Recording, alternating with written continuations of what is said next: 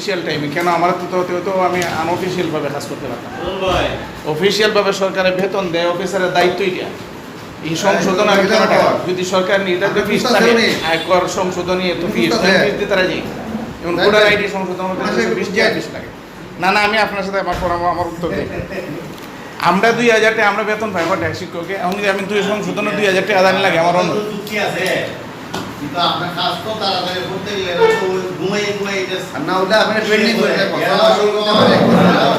Training কেন করে থাকে অফিসাররা? ফ্রেন্ড লেভেল ইনিস লেভেল কি করে তা আমার প্রশ্ন রইল।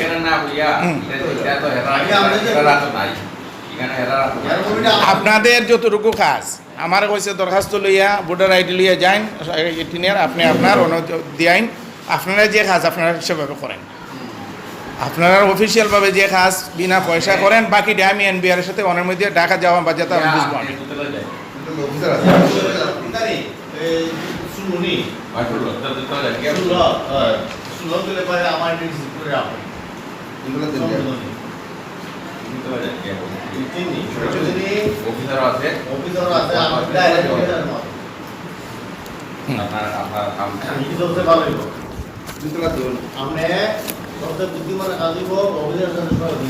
অফিসারের সাথে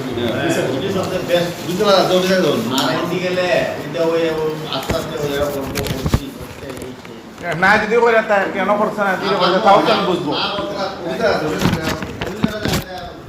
হবিগঞ্জ কর উপকমিশনারের কার্যালয়ে ঢুকেই নিচে অনেকগুলো লোক আছে, তারা কেন গেছি তাকে জানার পরে তারা আমাকে 2000 টাকা দাবি করেছে।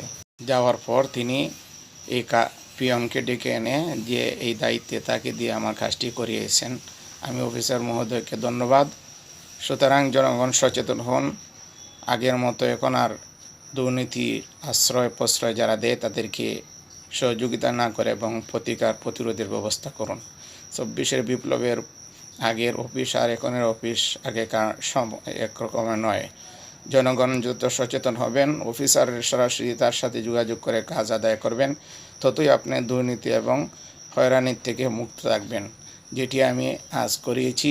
সকলকে ধন্যবাদ। আমরা আশা করি আমাদের বাংলাদেশ দুর্নীতিমুক্ত হবে এবং সকল সরকারি কর্মকর্তা কর্মচারী যারা আছেন, যে দায়িত্বে আছেন, তারা তাদের দায়িত্ব সঠিকভাবে আদায় করবেন। আমাদের দেশটিকে আল্লাহ তাআলা যেন সারা বিশ্বের মধ্যে একটি মডেল রাষ্ট্র হিসাবে প্রতিষ্ঠা করেন, সেই দোয়াই কামনা করি।